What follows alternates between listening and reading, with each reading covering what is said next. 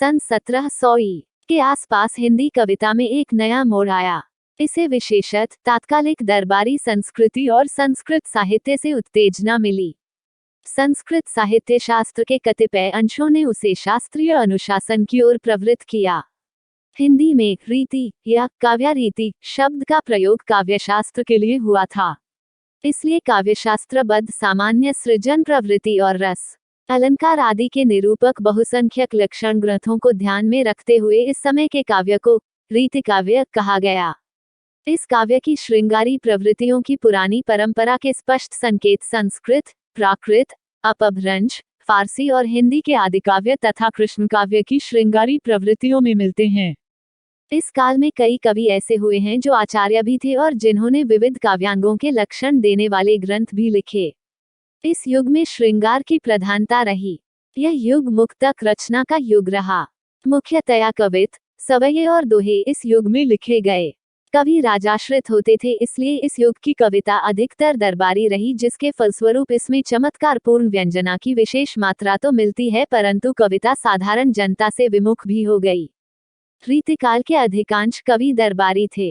केशवदास ओरछा, प्रताप सिंह चरखारी बिहारी जयपुर, आमेर, मतिराम बूंदी, भूषण पन्ना चिंतामणि नागपुर, देव पिहानी भिखारीदास प्रतापगढ़ अवध, रघुनाथ काशी बेनी किशनगढ़ गंग दिल्ली, टीकाराम बड़ौदा ग्वाल पंजाब, चंद्रशेखर बाजपेयी पटियाला, हरनाम कपूरथला, कुलपति मिश्र जयपुर, नेवाज पन्ना, सुरती मिश्र दिल्ली, कवींद्र उदयनाथ अमेठी, ऋषिनाथ काशी, रतन कवि श्रीनगर, गढ़वाल बेनी बंदीजन अवध, बेनी प्रवीण लखनऊ, ब्रह्मदत्त काशी, ठाकुर बुंदेलखंडी जैतपुर, बोधा पन्ना, गुमान मिश्र पिहानी आदि और अनेक कवि तो राजा ही थे, जैसे महाराज जसवंत सिंह तिरवा, भगवंत राय खींची, भूपति रसनिधि, दतिया के जमींदार महाराज विश्वनाथ द्विगदेव, महाराज मानसिंह।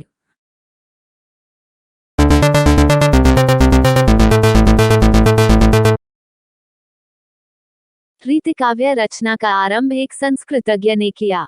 ये थे आचार्य केशवदास, जिनकी सर्वप्रसिद्ध रचनाएं कविप्रिया, रसिका प्रिया और रामचंद्रिका हैं। कविप्रिया में अलंकार और रसिका प्रिया में रस का सोदाहरण निरूपण है। लक्षण दोहों में और उदाहरण कवित्व स्वयं में हैं। लक्षण लक्ष्य ग्रंथों की यही परंपरा रीतिकाव्य में विकसित हुई। रामचंद्रिका केशव का प्रबंध काव्य है, जिसमें भक्ति की तन्मयता के स्थान पर एक सजग कलाकार की प्रखर कलाचेतना प्रस्फुटित हुई। केशव के कई दशक बाद चिंतामणि से लेकर 18वीं सदी तक हिंदी में रीतिकाव्य का अजस्र स्रोत प्रवाहित हुआ, जिसमें नर नारी जीवन के रमणीय पक्षों और तत्संबंधी सरस संवेदनाओं की अत्यंत कलात्मक अभिव्यक्ति व्यापक रूप में हुई।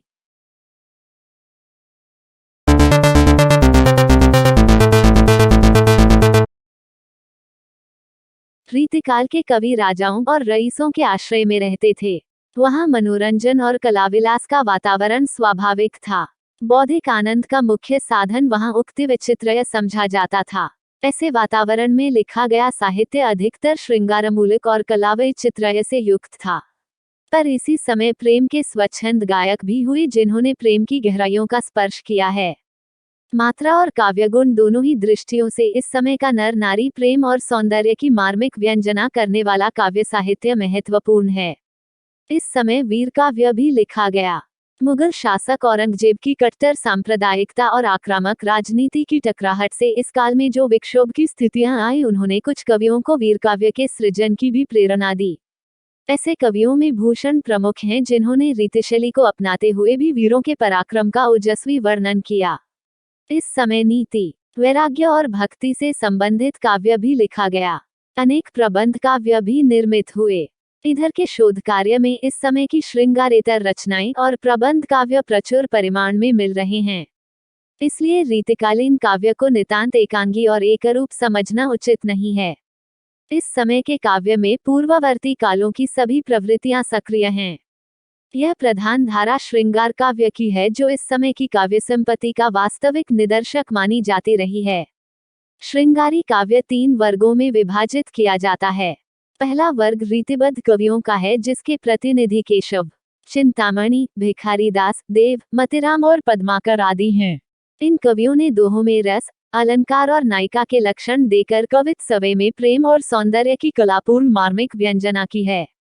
संस्कृत साहित्य शास्त्र में निरूपित शास्त्रीय चर्चा का अनुसरण मात्र इनमें अधिक है, पर कुछ ने थोड़ी मौलिकता भी दिखाई है, जैसे भिखारीदास का हिंदी छंदों का निरूपण।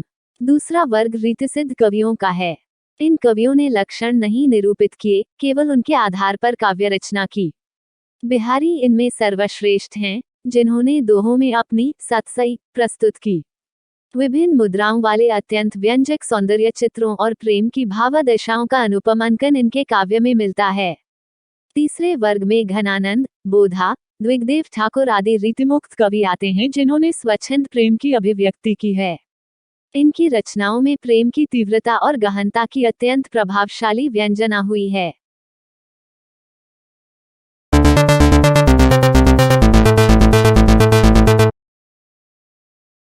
रीतिकाव्य मुख्यतः मानसर श्रृंगार का काव्य है। इसमें नर नारी जीवन के रमणीय पक्षों का सुंदर उद्घाटन हुआ है। अधिक काव्य मुक्तक शैली में है, पर प्रबंध काव्य भी हैं। इन 200 वर्षों में श्रृंगार काव्य का अपूर्व उत्कर्ष हुआ, पर धीरे धीरे रीति की जकड़ बढ़ती गई और हिंदी काव्य का भाव क्षेत्र संकीर्ण होता गया। आधुनिक युग तक आते आते इन दोनों कवियों की ओर साहित्यकारों का ध्यान विशेष रूप से आकृष्ट हुआ। इतिहास साक्षी है कि अपने पराभव काल में भी यह युग वैभव विकास का था। मुगल दरबार के हरम में 5-5 हजार रूपसियां रहती थीं। मीना बाजार लगते थे, सुरा सुंदरी का उन्मुक्त व्यापार होता था। डॉक्टर नगेंद्र लिखते हैं, वासना का सागर ऐसे प्रबल वेग से उमड़ रहा था कि शुद्धिवाद सम्राट के सभी निषेध प्रयत्न उसमें बह गए। अमीर उमराव ने उसके निषेध पत्रों को शराब की सुराही में गर्क कर दिया। विलास के अन्य साधन भी प्रचुर मात्रा में थे। पद्माकर ने एक ही छंद में तत्कालीन दरबारों की रूपरेखा का अंकन कर दिया है। गुलगुली गिल में गलीचा है, गुनीजन है, चांदनी है, चिक है, चिरागन की माला है। कहें पद्माकर त्यों गजक गिजा है, सजी सेज है, सुराही है, सुरा है और प्याला है। सिसिर के पाला को व्याप्त न कसाला तिन्हीं, जिनके अधीन ऐते उदित मसाला है। तान तुक ताला है, विनोद के रसला है, सुबाला है, दुसाला है, विसाला चित्रसाला है। 6. अलौकिकता, श्रृंगारिकता, नायिका भेद और अलंकार प्रियता इस युग की प्रमुख विशेषताएं हैं। प्रायः सब कवियों ने ब्रज भाषा को अपनाया है।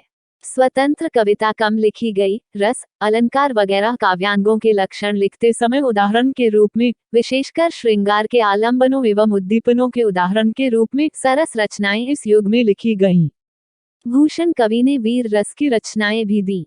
भाव पक्ष की अपेक्षा कला पक्ष अधिक समृद्ध रहा।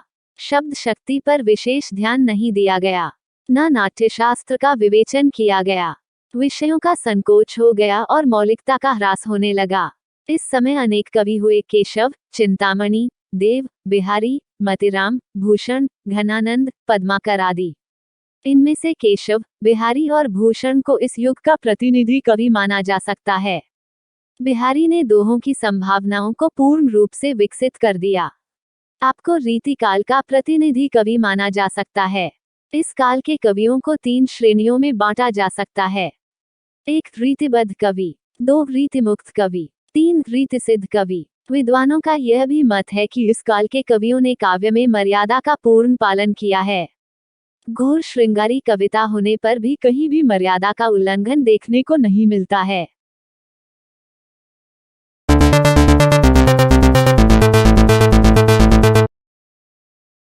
रीतिकाल की विशेषताएं। 1. आचार्यत्व प्रदर्शन की प्रवृत्ति। यह रातिकाल की मुख्य विशेषता है। इस काल के प्रायः सभी कवि आचार्य पहले थे और कवि बाद में। उनकी कविता पांडित्य के भार में दबी हुई है। 2. श्रृंगार प्रियता। यह इस काल की दूसरी विशेषता है। सभी कवियों ने श्रृंगार में अतिशय रुचि दिखाई। यह श्रृंगार वर्णन अश्लील कोटि तक पहुंच गया है। काम झूले उर्मे, उरोजनी में दाम झूले, श्याम झूले प्यारी की अनियारी आँखियन में। 3. अलंकार प्रियता। अलंकार प्रियता या चमत्कार प्रदर्शन इस काल की तीसरी विशेषता है। अनुप्रास की छटा, यमक की झलक, श्लेष, उत्प्रेक्षा, रूपक, उपमा आदि नाना अलंकारों के चमत्कार से रीतिकाल की कविता चमत्कृत है। गग गग गाजे गगन घनख्वार के।